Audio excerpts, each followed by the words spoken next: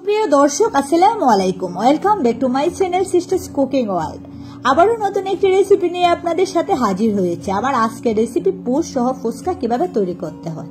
আশা করি ভালো লাগবে, আর ভালো লাগলে আমার চ্যানেলটি like, comment and subscribe. Friend, family with share, let's go. এখানে পটেটো নিয়েছি আর পটেটোর খোসা ছাড়িয়ে নেব।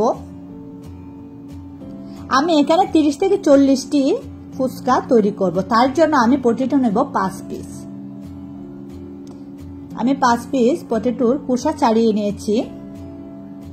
এরপর পটেটো কেটে নেব। আপনারা এই পটেটো যদি কেটে না নিতে চান আস্ত বয়েল করতে পারেন। তাড়াতাড়ির জন্য আপনারা সবসময় চেষ্টা করবেন কেটে নিতে, তাহলে সহজেই বয়েল করা হয়ে যাবে। আমি কেটে নিচ্ছি।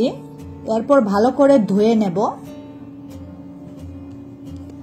আর ধুয়ে পরিমাণ মতো পানি দিয়ে একটি প্যানে বসিয়ে দেব। স্বাদ মতো লবণ অ্যাড করেছি।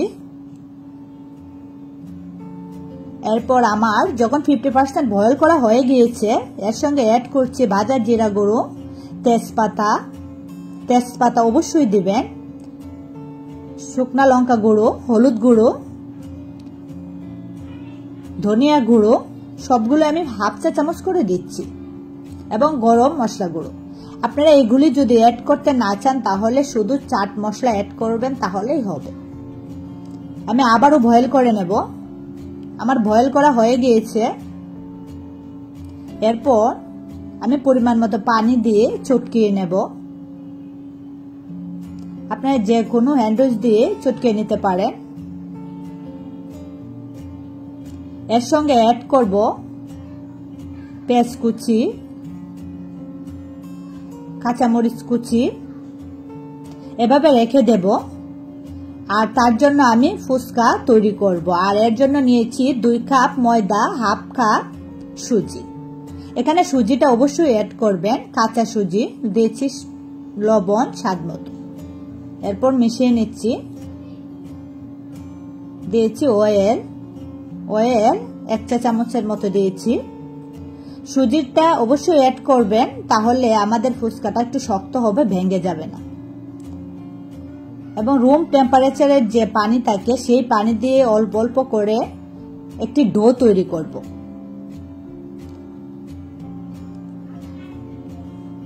এভাবে আমি একটি ডো তৈরি করছি, আর ডোটা একটু শক্ত করে তৈরি করতে হবে।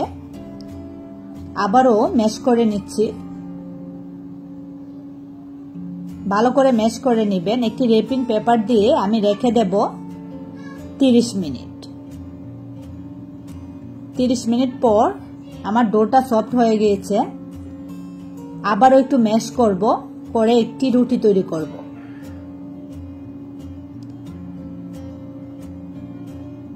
আর রুটিটা আপনারা সবসময় চেষ্টা করবেন খুব একটা পাতলা করে তৈরি করতে না, তাহলে ফুলবে না। আর ফুলকো করে তৈরি করতে হলে রুটিটা আপনারা প্রিপেয়ার্ড ভাবে তৈরি করতে হবে।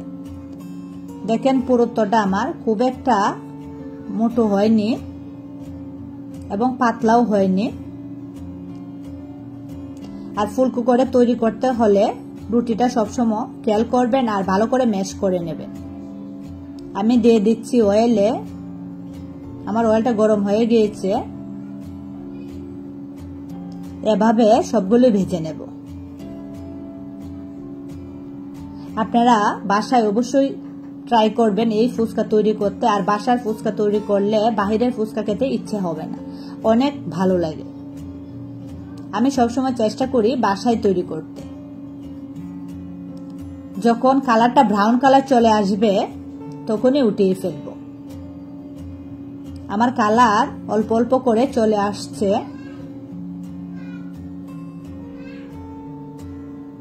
আশা করি আজকের এই ভিডিওটি আপনাদের অনেক ভালো লাগবে। আর যদি ভালো লাগে সবসময় আমাকে সাপোর্ট করবেন এবং কমেন্ট করে জানাবেন আমি কি আপনাদের জন্য রেসিপি তৈরি করব। আমার কালার চলে এসেছে, সবগুলি উঠিয়ে ফেলবো। এখন আমার যে একটা পুর ছিল, এই পুরের সঙ্গে আবারও অ্যাড করব পেঁয়াজ,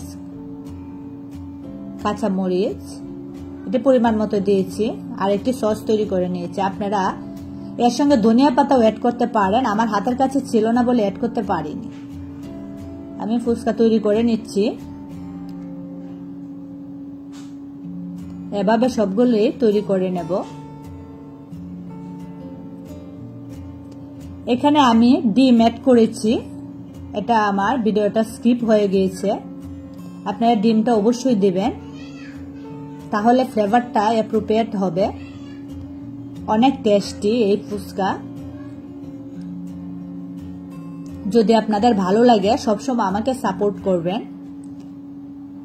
আপনারা সবসময় ভালো থাকবেন এবং আমার জন্য দোয়া করবেন যাতে আমি সামনে আগাতে পারি। ভালো থাকবেন, সুস্থ থাকবেন। খুদা হাফেজ।